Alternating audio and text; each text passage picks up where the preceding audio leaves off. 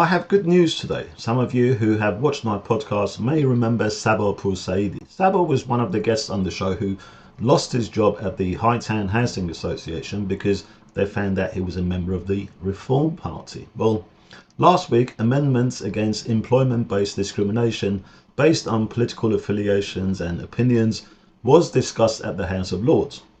Both Baroness Fox and Lord Toby backed the amendments and mentioned the case of Saba PourSaeedi in particular. Let's listen to their speeches.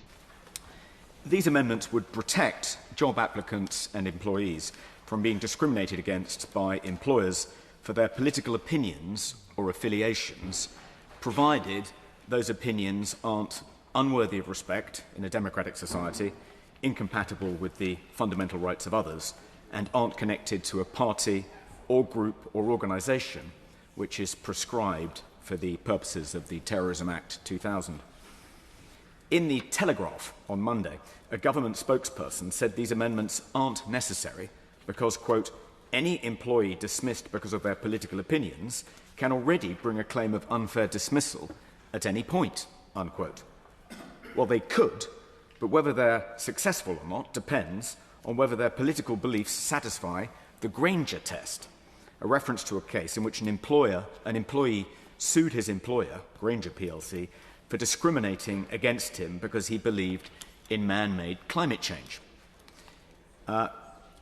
It was established in that case that in order to enjoy protected status under the Equality Act, a belief had to satisfy 5 separate conditions. This is the Granger test. The belief must be genuinely held.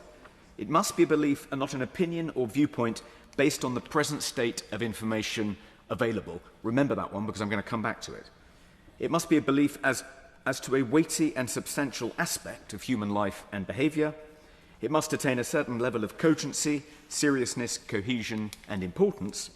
And it must be worthy of respect in a democratic society, be not incompatible with human dignity and not in conflict with the fundamental rights of others. You'll notice that the test I'm proposing is a simpler alternative to the Granger test, which is essentially just the 5th limb of the Granger test. So, my lords, what's wrong with the Granger test? For one thing, it's overcomplicated and leaves too much room for the personal political views of the members of a tribunal panel to creep in. That's why it has led to some arbitrary and biased decisions. For instance, the tribunal has ruled that anti-Zionism is a protected belief, while a belief in Zionism hasn't been granted that status, at least not yet. A belief in man-made climate change is protected. That was the judgment handed down in Granger plc versus Nicholson, but climate scepticism isn't, and that has been tested in the tribunal, my lords. A belief in democratic socialism is protected. A belief in conservatism isn't, and that too has been tested in the case of Ms. K. Sunderland versus the Hut.com Limited, a free speech union case. The tribunal ruled that a belief in a small state, low taxes, freedom of expression, and as few controls on an individual's freedom as are consistent with human rights was not protected. That's one reason why the Free Speech Union currently has 5 cases in which employees have been dismissed because of their links to Reform UK. One such case is that of Saba PourSaeedi, who is in the gallery as I speak. He lost his job at the Hightown Housing Association because he was due to stand as a Reform candidate.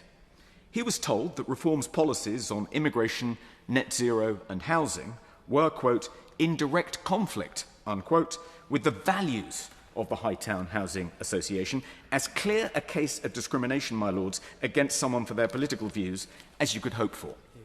Before he was in the Reform Party, Saba was a Labour Party member and ran as a Labour Party local councillor in 2021. But to quote him, like a lot of people who were Labour and are now Reform, all I ever wanted was a better deal for working people. That's it. This sort of thing always gives me a lot of satisfaction. It's good to know that I was part of a collective of voices who backed Saba and it resulted in a positive outcome. And that was only possible with your help, with the help of people like you who have supported the channel. So a big thank you to all of you.